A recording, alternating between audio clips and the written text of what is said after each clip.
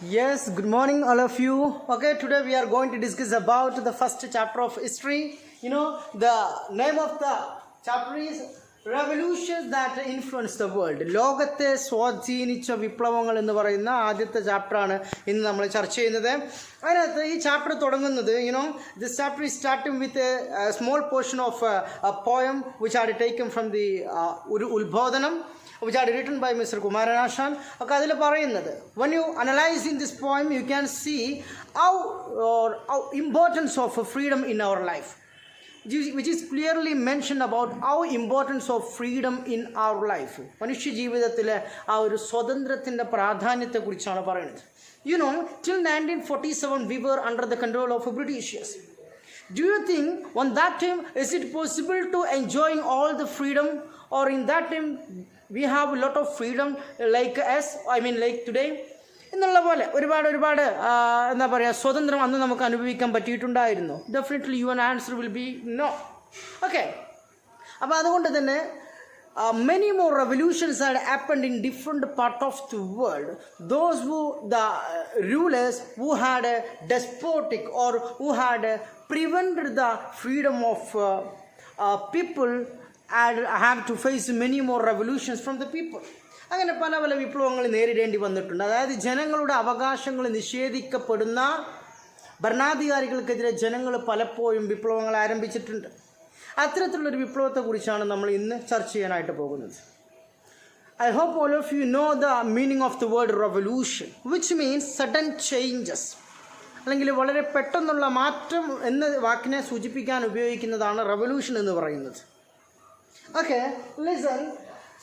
Renaissance. Have you heard about Renaissance? നവോത്ഥാനം. അതായത് ജനങ്ങളുടെ ചിന്തയിലും ആശയങ്ങളിലൊക്കെ ഒരുപാട് മാറ്റങ്ങൾ ഉണ്ടാക്കിയ ഒരു പ്രധാനപ്പെട്ട സംഭവമാണ് നവോത്ഥാനം എന്ന് പറയുന്നത്.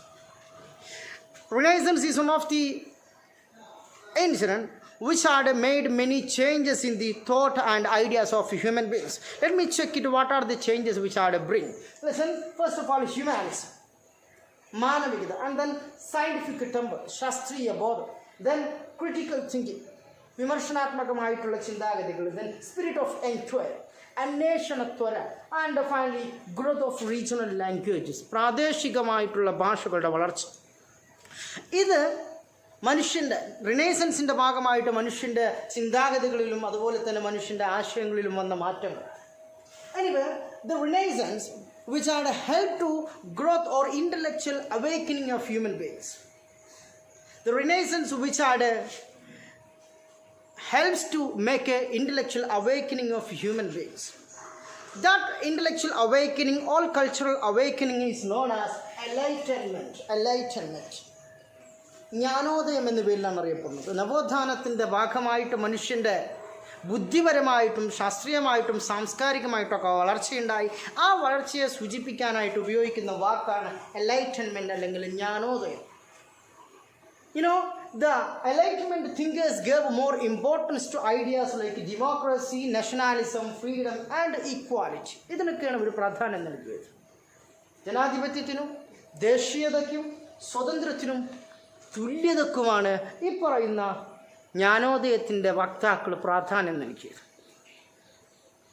അപ്പോൾ അത്തരം ആശയങ്ങൾ അത് ജനങ്ങൾക്കിടയിൽ വല്ലാത്ത ഒരു സ്വതന്ത്രത്തിന് വേണ്ടി ദാഹിക്കാനായിട്ടുള്ള ശ്രമം ഉണ്ടാക്കി.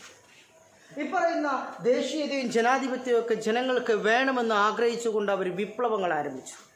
അത്തരത്തിലുള്ള വിപ്ലവങ്ങളെക്കുറിച്ചാണ് നമ്മൾ ഇന്ന് ഈ ക്ലാസ്സിൽ ഈ ചാപ്റ്ററിൽ പ്രധാനമായിട്ടും ഡിസ്കസ് ചെയ്യുന്നത്. ഈ ചാപ്റ്ററിൽ പ്രധാനമായിട്ടും 5 റവല്യൂഷൻസിനെ കുറിച്ചാണ് ചർച്ച ചെയ്യുന്നത്. അമേരിക്കൻ വാർ ഓഫ് ഇൻഡിപെൻഡൻസ്, അതുപോലെ തന്നെ French revolution, Latin American revolution, then Russian revolution and finally Chinese revolution. അങ്ങനെ 5 പ്രധാനപ്പെട്ട വിപ്ലവങ്ങളെ കുറിച്ചാണ് ഈ ചാപ്റ്ററിൽ പറയുന്നത്.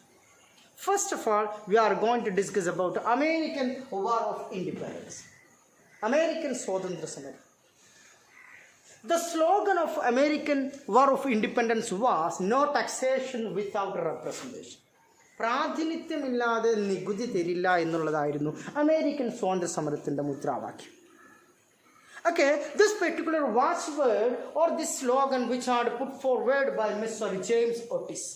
അദ്ദേഹമാണ് മുന്നോട്ട് വെച്ചത്. ജെയിംസ് ഓട്ടിസ് ആണ് പ്രാതിനിധ്യമില്ലാതെ നികുതി തരില്ല എന്നുള്ള മുദ്രാവാക്യം മുന്നോട്ട് വെച്ചത്. Yes, then 16-ാം നൂറ്റാണ്ട് മുതൽ തന്നെ ഇംഗ്ലണ്ടിൽ നിന്ന് പല വിഭാഗം ആളുകൾ, അതായത് ഇംഗ്ലണ്ടിൽ നിന്ന് പല ആളുകളും യൂറോപ്പിൽ നിന്ന് പല ആളുകളും അമേരിക്കയിലോട്ട് കുടിയേറി പാർക്കാൻ തുടങ്ങി. അതിൻ്റെ ഭാഗമായിക്കൊണ്ട് they were settled almost 13 colonies in eastern side of North America. ഏകദേശം 13ഓളം കോളനികൾ ഉണ്ടാക്കി. From New Hampshire to Georgia, New Hampshire മുതൽ ജോർജിയ വരെ 13ഓളം കോളനികൾ അമേരിക്കയിൽ ബ്രിട്ടീഷുകാർ നിർമ്മിച്ചു. The main intention of Britishers to making this colony was exploitation of natural resources of America. അവിടുത്തെ വിഭവങ്ങൾ, പ്രകൃതി വിഭവങ്ങൾ ചൂഷണം ചെയ്യുക എന്നുള്ളതായിരുന്നു പ്രധാനമായിട്ടുള്ള ലക്ഷ്യം. The British people, they considered America as a place for getting raw materials for their production and also market for selling their products. അവശ്യ വസ്തുക്കൾ അല്ലെങ്കിൽ വസ്തുക്കൾ നിർമ്മിക്കാൻ ആവശ്യമായ അസംസ്കൃത വസ്തുക്കൾ കിട്ടുന്ന സ്ഥലമായിട്ടും നിർമ്മിച്ച വസ്തുക്കൾ വിൽക്കാനുള്ള കമ്പോളവുമായിട്ടാണ് ബ്രിട്ടീഷുകാർ അമേരിക്കൻ കോളനികൾ കണക്കാക്കിയത്. With that purpose, they had introduced some laws, or they imposed some laws or some policy that is known as mercantilist policy.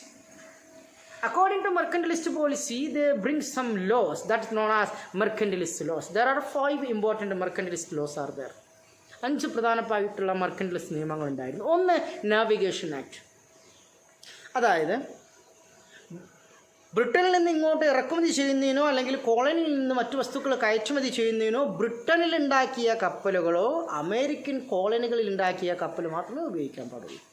And second one is stamp act, which means a British stamp must have affixed in each and every legal documents of American colony, whether it is license or it is some newspaper, what about maybe.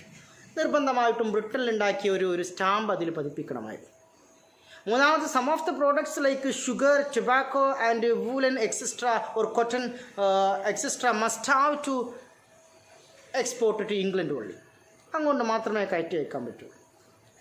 മറ്റൊന്ന്, the colonies must have to meet the expenditure of military which is imposed by Britain in colony. കോളനിയിൽ Britain നിർത്തിയിട്ടുള്ള സൈന്യത്തിൻ്റെ മുഴുവൻ ചെലവും കോളനിക്കാർ വഹിക്കണം. അതുപോലെ തന്നെ മറ്റൊന്ന്, import tax must have to pay for the importation of the products like glass, paper and tea etcetera. തേയില, പേപ്പർ, ഗ്ലാസ് പോലുള്ള വസ്തുക്കൾ ഇറക്കുമതി ചെയ്യുന്നതിന് നികുതി അടക്കണമായിരുന്നു. അപ്പോൾ ഇതൊക്കെയാണ് പ്രധാനമായിട്ട് ബ്രിട്ടീഷുകാർ കോളനിയുടെ വിഭവങ്ങൾ ചൂഷണം ചെയ്യാനായിട്ട് കൊണ്ടുവന്ന നിയമങ്ങൾ. Apart from this, some of the philosophers also gave inspiration to the people of a colony to took up arms in their hands against autocratic rulers. ആ സ്വേച്ഛാധിപതികളായിട്ടുള്ള ഭരണാധികാരികൾക്കെതിരെ ആയുധമെടുത്ത് പോരാടാൻ പ്രചോദനം നൽകിയ ചില ചിന്തകരുണ്ടായിരുന്നു. ആ ചിന്തകരിൽ പ്രധാനമായിട്ടുള്ള വ്യക്തികളാണ് mister John Locke and mister Thomas pain. ഇവരുടെ വാക്കുകളിലൂടെയും പ്രസംഗത്തിലൂടെയും പ്രവൃത്തികളിലൂടെയും എഴുത്തുകളിലൂടെയും they gave inspiration to colonial people to work against or revolution or make a revolution against autocratic rulers or despotic rulers of Britain. Okay, thank you.